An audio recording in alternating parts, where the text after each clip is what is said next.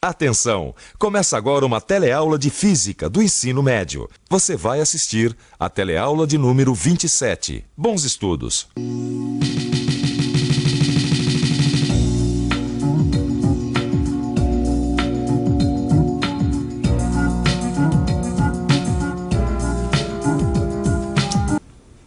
Oi, você já me conhece há algum tempo e sabe como eu sou curioso.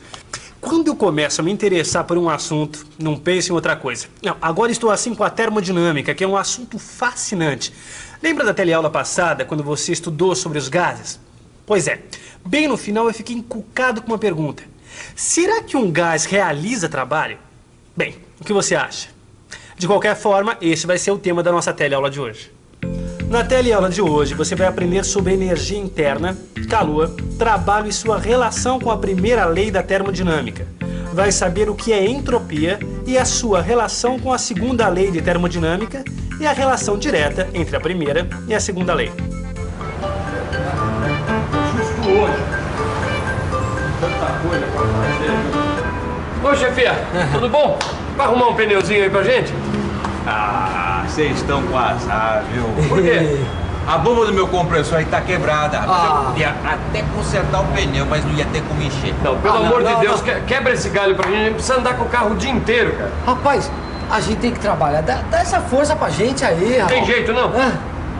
Eu tenho uma bomba manual, só que aí vai demorar muito Não tem, mais. a gente ajuda. Não ajuda? A gente ajuda a bombar. Vamos, vamos, gente, ó.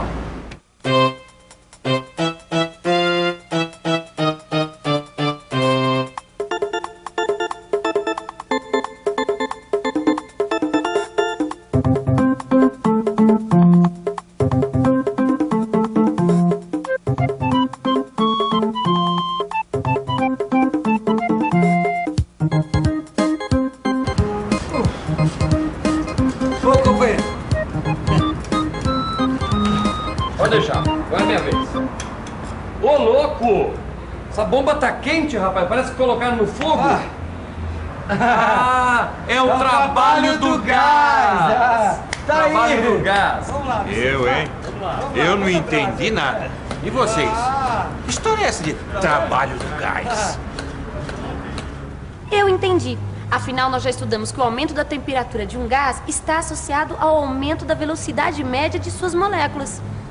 Está certo, Rosinha, mas para a gente saber a energia total desse gás, é preciso pensar mais um pouco. Quer dizer, não basta a gente pensar apenas na energia cinética de translação das moléculas. A gente precisa considerar outras formas de energia que as moléculas possuem. Ué, mas outras formas de energia? Já sei, você está dizendo da energia de ligação entre os átomos que formam as moléculas do gás. Isso e mais alguma coisa, Rosinha. Olha só, pensa numa coisa. Além de ir de um lado para o outro, certo? Além do movimento de translação das moléculas, elas também podem girar. Então elas têm uma energia cinética de rotação. Isso. E a soma de todos esses tipos de energia, nós chamamos de energia interna do gás. E a vantagem desse conceito, ou seja, se a gente utilizar a energia interna do gás, a gente não vai mais precisar se preocupar com cada tipo de energia, porque ela vai representar a soma de todos os tipos de energia que as moléculas podem ter. Ou seja, se um gás está a uma temperatura T1 e vai para uma temperatura T2, nós temos três situações possíveis. Primeiro, se T2 é maior que T1, assim o ΔT é positivo e a variação de energia interna também é positiva, ou seja, ela aumenta. Se T2 é menor que T1, a variação de temperatura é negativa e a energia interna do gás diminui. E se T2 é igual a T1, nem a temperatura nem a energia interna variam. Olha, essa história da bomba de encher pneus veio mesmo a calhar. Acho que graças a ela eu tive uma ideia de como o gás produz trabalho. Você se recorda da equação dos gases perfeitos que a gente viu na última teleaula? Quando um gás com número de moles constante recebe calor, pode variar o volume, a pressão e a temperatura segundo esta relação. Mas deixa eu fazer um desenho do pistão da bomba de ar do borracheiro para poder pensar melhor no problema. Você quer me ajudar a pensar um pouco? Vamos pensar um pouco. Vamos ver. Se o gás, quando recebe calor, expande, Quer dizer que ele pode realizar trabalho. O gás recebe calor e esse calor é transmitido às suas moléculas, aumentando as suas velocidades. Assim, elas se chocarão com as paredes do pistão, aumentando a pressão interna. Com isso, o gás empurrará o êmbolo do pistão, aplicando uma força sobre o mesmo. É isso! Então o gás é capaz de realizar trabalho. Ah, é claro! Se a gente está cedendo calor para o gás, a energia interna desse gás está aumentando. E também vai aumentar o quê? A temperatura, a pressão e o volume desse gás. Não é isso? É, rapaz, olha, e o trabalho a ser realizado pode ser de levantar um objeto, como, por exemplo, um pistão, uma pedra, ou mesmo uma válvula de segurança de uma panela de pressão. Ah, mas espera um pouco. Na verdade, o que está acontecendo aqui com a bomba é exatamente o contrário.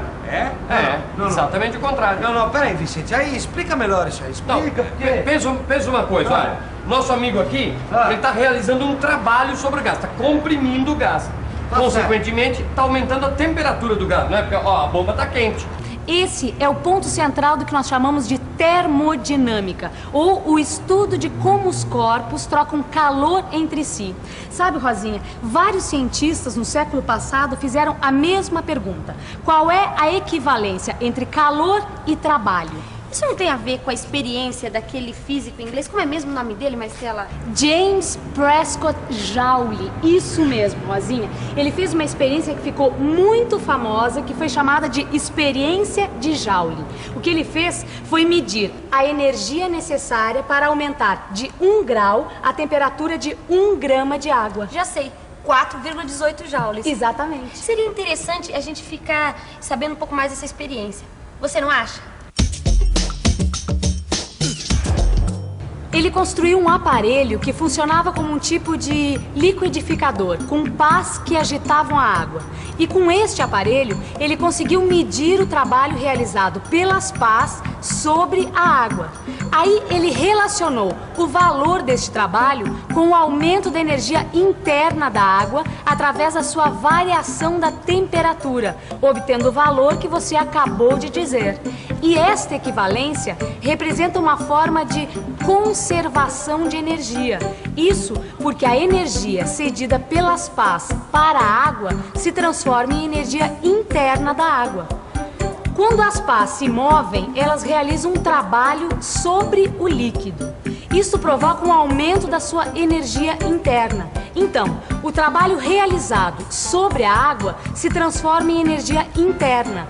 Da mesma forma que o calor cedido a um gás aumenta sua energia interna e provoca sua expansão, podendo então se transformar em trabalho. Bom, o que eu entendi dessa experiência é que a gente pode usar o calor para realizar trabalho e vice-versa. Quer dizer, basta uma pequena quantidade de calor para realizar muito trabalho. Não é bem assim. Como no caso do gás, não é possível utilizar toda a energia térmica cedida, pois parte dela é usada para aumentar a energia interna do gás e só a outra parte é utilizada para realizar trabalho. Olha só, Rosinha, dá para escrever isso desse modo, olha só. A quantidade de energia térmica, ΔQ, vai ser igual à soma da energia interna do gás, ΔU, e do trabalho que ele realiza, tal. Olha, guarde bem essa equação, pois ela expressa a primeira lei da termodinâmica. Bom, então deixa eu ver se ficou claro. Essa equação demonstra que o calor cedido a um gás é usado em parte para aumentar a energia interna desse gás e em parte para realizar trabalho, é isso? Exatamente. Agora, preste atenção, porque agora a gente está começando a falar sobre a segunda lei da termodinâmica. De acordo com a segunda lei da termodinâmica, existe um limite na energia fornecida na forma de calor para a realização de um trabalho. Toda realização de um trabalho pode gerar energia na forma de calor, mas nem todo o calor pode ser utilizado para a realização de um trabalho. Uma parte dessa energia se desprende de forma irreversível. É isso aí, pensa bem. Parte da energia gasta no trabalho do motor de um carro, por exemplo, se perde para o ambiente, na forma de energia térmica. Basta sentir como o motor fica quente, ou ainda como energia sonora, basta ouvir o barulho que ele faz. Dizer que a gente pode pegar todas essas energias e juntá-las de maneira a obter novamente a gasolina é a mesma coisa que a gente dizer que a gente vai botar dois corpos em contato com temperaturas diferentes e o calor vai passar do corpo que está com a temperatura mais baixa para o corpo que está com a temperatura mais alta. Exatamente. Mas o que você está querendo dizer é o seguinte, que com a segunda lei da termodinâmica, nós podemos saber quando uma transformação é irreversível, é isso? É isso. É isso bom. mesmo. Irreversível, que não pode voltar ao estado anterior. Eu estava lendo que foi um cientista chamado Clausius que pela primeira vez deu forma à matemática segundo a lei de termodinâmica. Mas para isso, ele teve que criar uma nova grandeza, um novo conceito para poder expressar este limite de transformação de calor em trabalho. E o nome que deu para esta grandeza foi entropia. Entropia? O que é entropia mesmo, Maristela? Por exemplo, nós estamos falando de sistemas gasosos, não é mesmo? Então, se nós calculamos a entropia de uma transformação gasosa, nós podemos saber se a transformação é reversível ou irreversível. A variação da entropia, ela pode ser expressa matematicamente desse modo. É a quantidade de calor recebido pelo gás dividido pela temperatura do sistema. Mas eu não entendi direito como é que a gente fica sabendo se a transformação do gás é reversível ou não. Bom, vamos ver um exemplo. Já sei, assim, ó. Eu vou pegar essa seringa, certo? Essa seringa está sem agulha, certo? Então, a primeira coisa que eu vou fazer, eu vou tapar esse pequeno orifício aqui, tá? O orifício menor. Aí eu vou pressionar, mas de forma muito leve, o êmbolo. Pode ver que o gás sofreu uma pequena compressão. Mas se eu soltar o êmbolo, ele vai voltar às condições iniciais, ou seja, às condições de temperatura, volume e pressão. Essa foi uma transformação reversível, Rosinha, pois a variação da entropia do sistema foi nula. Não houve dissipação de energia. Nenhuma parte da energia se transformou em energia irrecuperável. Mas olha só, se eu fizer a mesma coisa, mas se apertarmos de modo bem forte o êmbolo, o que acontece quando nós soltamos a seringa? O gás não deve voltar às mesmas condições iniciais. E isso por quê? Bom, deixa eu ver. Eu tapo, aperto. Bom, o que eu senti quando eu aperto fortemente o êmbolo é que o gás fica muito comprimido e aquece. Isso significa que a sua temperatura aumentou. E como a seringa não é um isolante térmico, tá? Parte desse calor se perde na atmosfera, conduzido pelas paredes da seringa. É isso mesmo, por isso quando nós soltamos a seringa, parte da energia do sistema se perdeu de forma irrecuperável. O gás não volta mais às condições iniciais. É uma perda irreversível. Ou, em outros termos, nós podemos dizer que a entropia do sistema aumentou. Agora você já sabe o que é uma transformação irreversível. Por isso a gente diz que águas passadas não movem moinho. Bom, mas a nossa teleaula não é assim. Se você perder alguma coisa, fique atento à nossa revisão. E atenção, se liga aí, que é hora da revisão.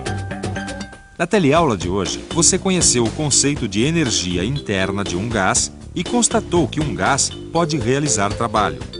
Aprendeu que a primeira lei da termodinâmica representa a conservação da energia nas transformações gasosas e que existe uma equivalência entre o trabalho mecânico e a energia térmica.